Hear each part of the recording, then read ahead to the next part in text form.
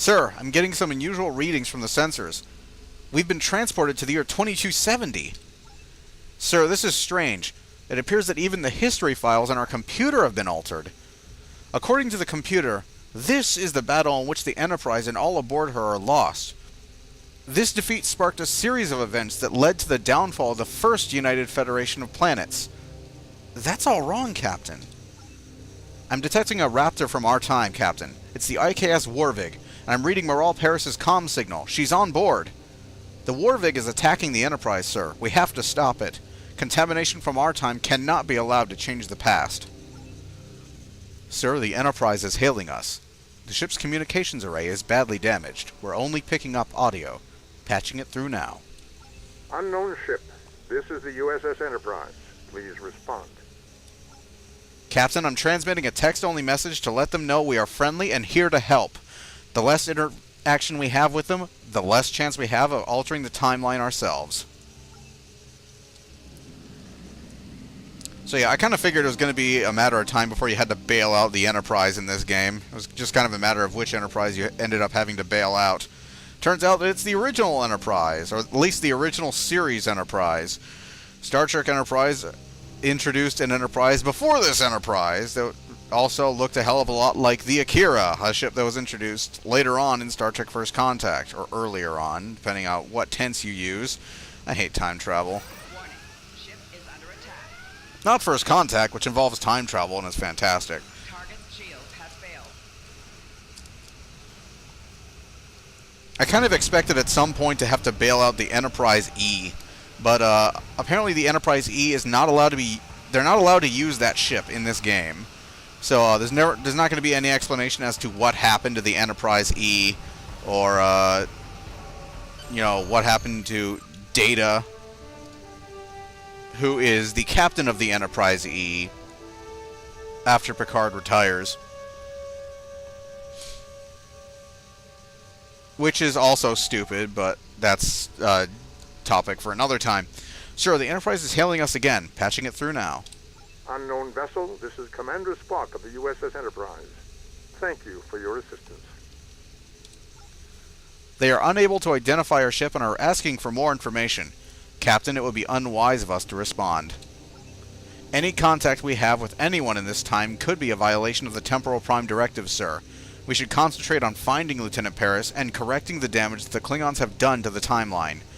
The Warig warped to a nearby system. I can get a lock on its warp signature, and we should be able to follow it. If you actually look at the hull of the Constitution model used in this mission, it is the Enterprise. It does have the Enterprise registry. The name and the registry on it. So that is actually the Enterprise. It's not just another Constitution ship. It may have been at some point. Like when I first played through, maybe that was Beta? Maybe that was Beta? Or maybe that was Head Start, one of them? When it just had like this really long registry on it.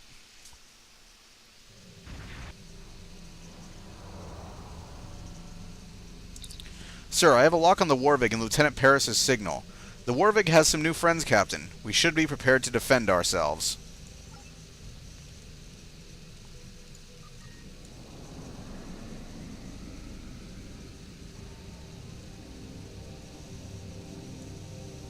Yeah, I probably should have gotten a rolling start before I used that. Warning. Ship is under attack. Target's shield has failed. The Warig is cloaking. Bavat is running like a pussy, which is about his speed.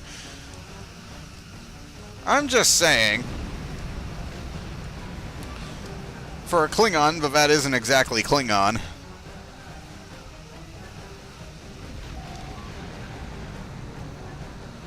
Then again, if Bavat were a very Klingon, he wouldn't be much of a bad guy because the fight would be over pretty much immediately. You'd kill him and move on with the game, and he would die in battle, and that would be it, really, so.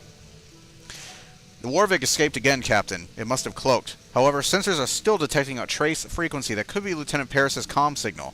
I don't think the Warig has gone far. The Warig won't be able to maintain its cloak for long. It has taken too much damage. I suggest we continue to search. Let's take the items. Oh, yay. We got an auxiliary battery. Those aren't even useful on the test server. Every other battery was useful. I stuck with the Tier 2 because you don't...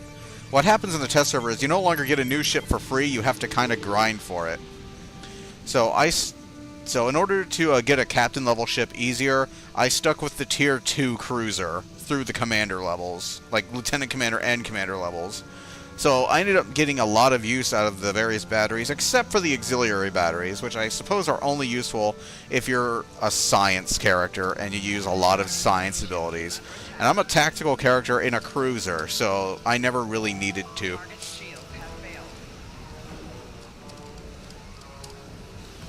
But yeah, I just ended up saving all that dilithium so I could get a galaxy easier, because I like the galaxy. And after all the time I've spent in this ship, I'm used to it now. I'm partial to this ship. I mean, I got this ship last year when they raised the level cap to Vice Admiral. I got this ship practically as soon as it came out. Scan object. Not yet.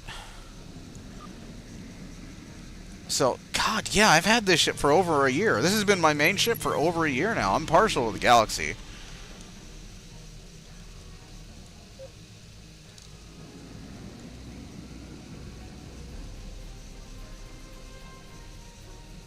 You know, I'm spec'd for it. I love it. I love the saucer separation.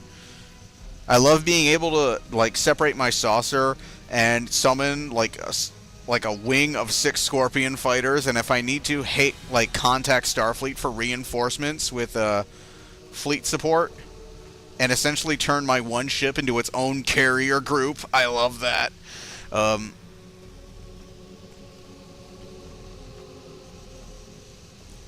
Plus, come on, Andrew Probert. You can't go wrong. Like Andrew Probert, although it's not the original Andrew Probert design for the Galaxy. There are a lot of differences between the original version of the Galaxy in the early seasons of TNG and the one that was used for the later seasons that this model is based off of. This model is based off of the studio model they used in the later seasons of TNG. But the one they used in the early seasons had a lot better looks to it. It was much more curvy. The pylons that supported the nacelles weren't like this straight out sort of stuff. There was a lot more curvature to them, and the neck was a bit more elegant, and the deflector dish was a bit wider as well, and it was very different. You don't really notice how different it was until you see the two of them side by side, and wow. It really was different. Like, all the toys were, I think, based off of the 4-foot model as well. Come to think of it, I used to have, like, the Playmates Enterprise D, and it had these really straight supports as well. Moving on, though, let's beam to the Warvig. The Warvig shields are down, Captain. Recommend we take this opportunity to transport an away team to the Warvig. Let's go ahead and beam aboard.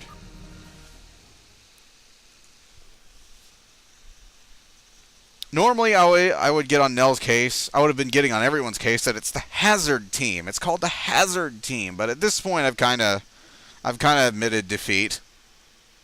Not that it's not called the Hazard Team. It's called the Hazard Team, but I kind of admitted defeat explaining to everyone. I know what it's called, and I'm going to call it what it's called. It's the Hazard Team. And with the STF armor that's coming out, the Hazard Team may actually be getting some new uniforms as well. Doubly so once they eventually add the kit customization options to the costume tailor after the forever and a day we've been waiting for that. I'm reading Lieutenant Paris's comm signal in the Klingon mess hall, Captain. Alright, let's go there.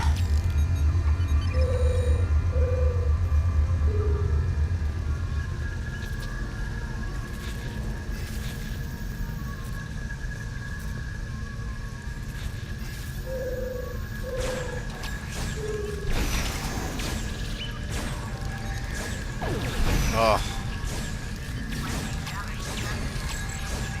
It's hard to go back after I've played this with the UI off.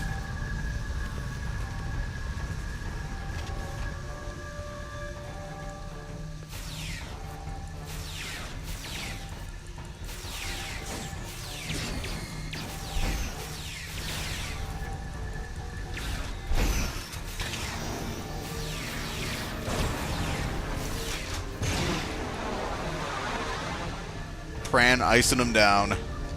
Revan, where are you going? We're not done here yet. I wonder what the Klingons were doing with Cardassian Kanar. Dead.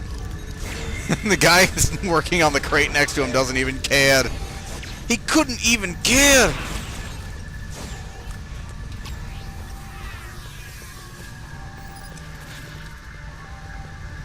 He couldn't even care that his friend was dead! I don't know what kind of accent that was just now.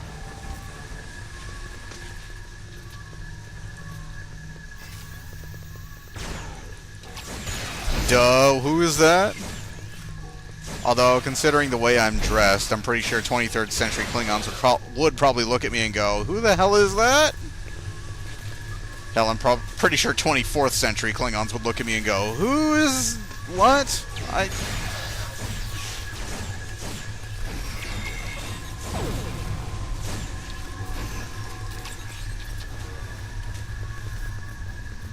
Yeah, you're also probably noticing that the 23rd century Klingons have an extra character type, and that is the Rifleman. I'm gonna open this crate and take your stuff. It doesn't really do much. I think that's about it in terms of new character types for the 23rd century.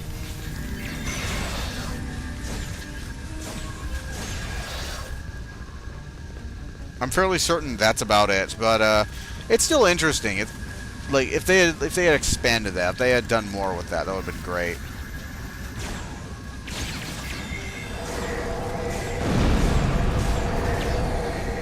Oh, you jackass! Ugh! Why are we all on fire? Oh.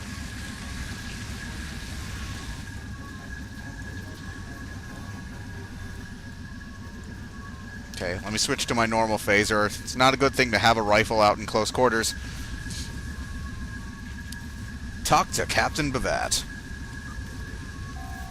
Mivyop, I am not your enemy, Vice Admiral. Ask me what you will. What do you know about why we are here? I know you are not of this time. You are from the future. Your presence here was forecast. Many years ago, time-traveling beings came to the Klingons. They wanted us to join in their temporal war. Here we go. We are no one's puppet. We refuse to help them. However, they told us many things about the future in their attempt to gain our allegiance. We listened, and since then a group of Klingons has used that knowledge to guide the Empire. Rather poorly, I'd have to say. What do you want with Moral Paris? She is the Kuva Ma. We walk in her footsteps before she has made them. Her destiny is to be the one who cures the Klingon people of the stain of the augment virus that has smoothed our brows and put fear into our hearts.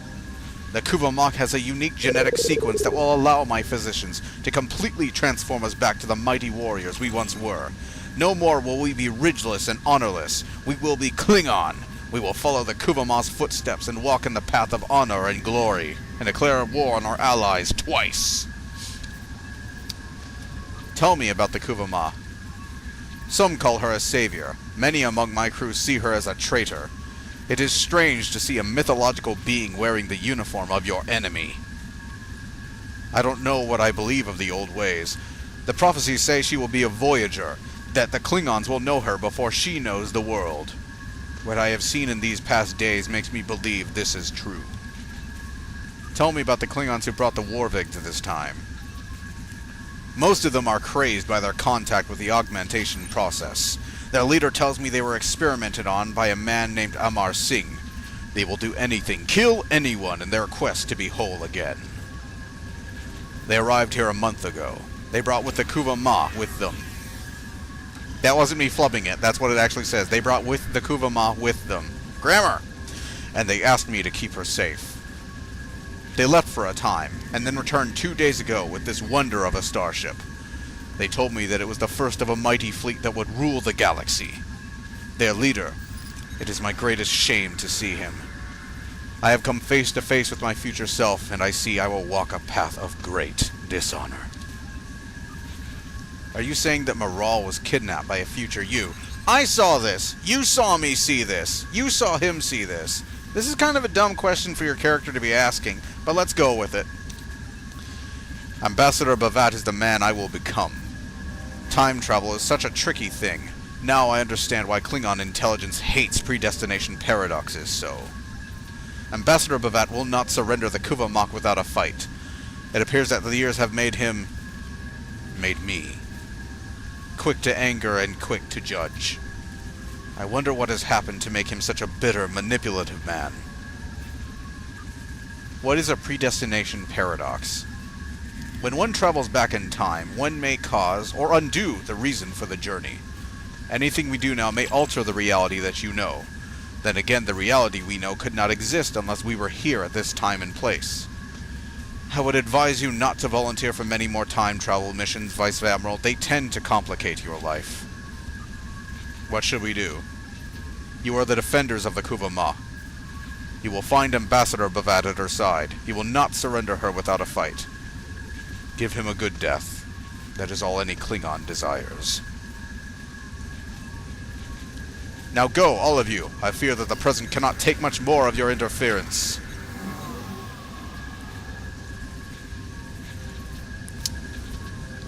So I wouldn't call him an all-right guy, but he's certainly nowhere near as bad then as he is now. He's at least reasonable.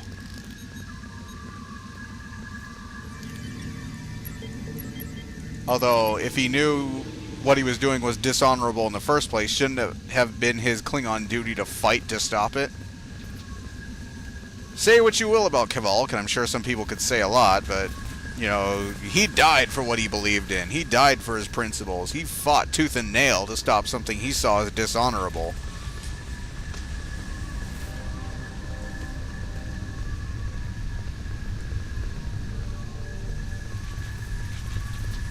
Come on, Revan. Come along, Revan.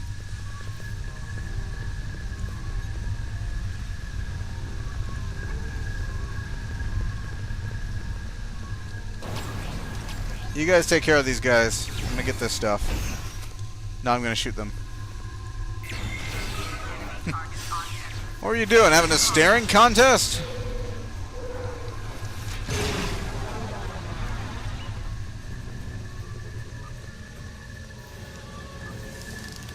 There's Maral.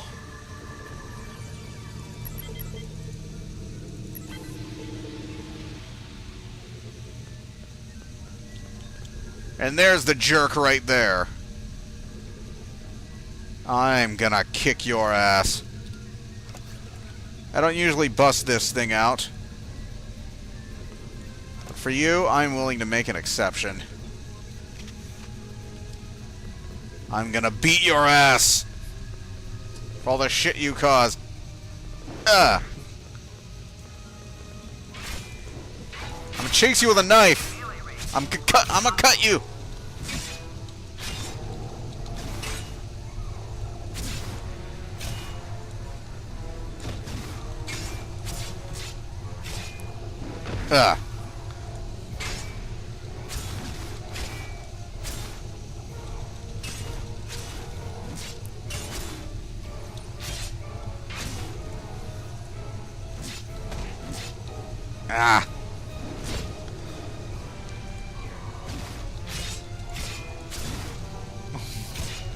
What's all this one-handed stuff? Get out of me! That sounded so wrong.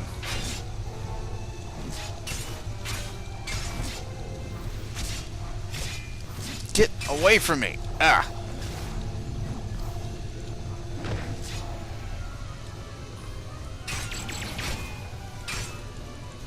Did you just try to shoot me in the middle of a... You cheating bastard.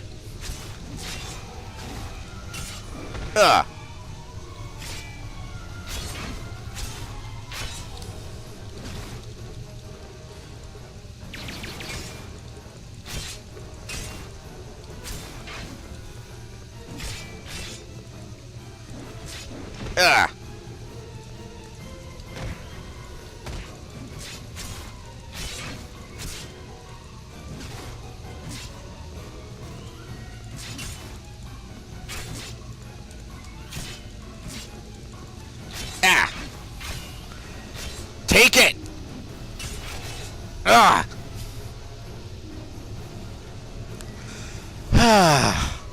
That felt good. Hey, I've just kicked Bavat's ass twice in one day.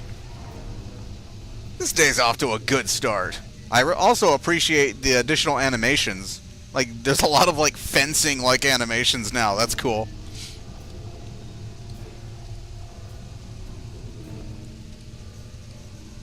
On, off, on, off, on, off, on, off, on, off, on, off, on. I'm just holstering my weapon. Da-da-da-da-da-da. On, off, on, off, on, off, on.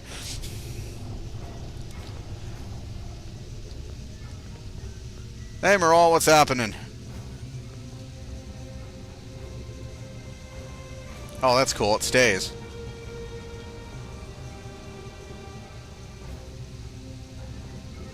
Oh, I like that.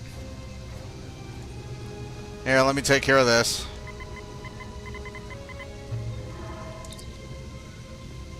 I don't appreciate being held captive, but if I can help the Klingons, I will gladly do so. Think of it this way, Vice Admiral. If we can find peace here, there is hope for the future. If the Klingons of this time have the genetic samples they need from me, and I'm more than happy to get back to our time. Thank you. I won't forget that you traveled through time to save a fellow officer. Woglinde 1 to beam up.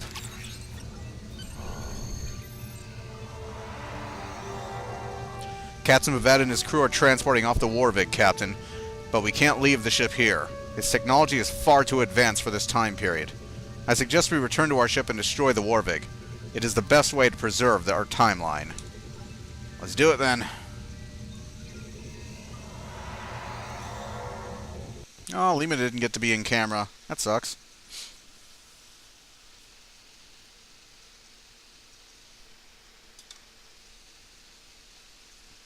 I probably mentioned it, but Lima's the one bridge officer who goes with me no matter what the away team is, because she's my primary healer.